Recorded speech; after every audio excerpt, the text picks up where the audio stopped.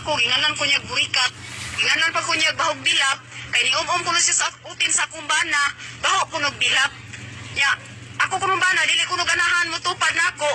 Kay nanimaho na ko kong bilap. Yang ako pong anak kawatan. Iingo pag sa pag-istorya, iya ko nung ipapusil, ipapatay ko nung kami duha. Muna nabuhat sa kong anak, nadunggaban siya sa luyo. Pero nagmahay na may anak. Kay luoy man po guys na kami pinahimutangan.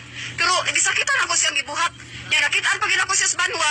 Pagkakita na ako sa banwa, hindagan siya. Yung wata siya nautan, binuhatan sa kumbana, dili siya mudagan. O, yan yung pag siya pagsulti. Pagsupa ko niya na sutin sa kumbana, baho kunong duga. Baho kuno kong bilat. Ingon sa bayot. Ma'am, dugay na mo nga ka na. Kisakitan ko siyang ibuhat na ako. Ma'am, dugay na mo kaaway ang iniya. Pag-upa, niingon siya pagsulti na ako, na ako kuno, pagsupa ko niya sa utin sa kumbana, baho kuno kong bilap. Ang ako kuno bana, dili kuno ganahan ako mutupad, kay nanimaho na kuno ko. Unya, kawatan pa dyan kuno akong anak, iya kuno kong ipapatay, iya kuno kong ipapusil sa mga tao. Ma'am, tinuod ma'am na ikaw ay nagsugo sa mong anak. Tungutan ang akong anak, kana. Pero sa imo nga ma'am, Wa, dyan ko masugo sa akong anak, siya nag-istorya na ko, ma, ayaw na kabalaka, anak ma, may panahon na makabaos ko, kay ikaw gidaog-daog kag istorya anang tawhana.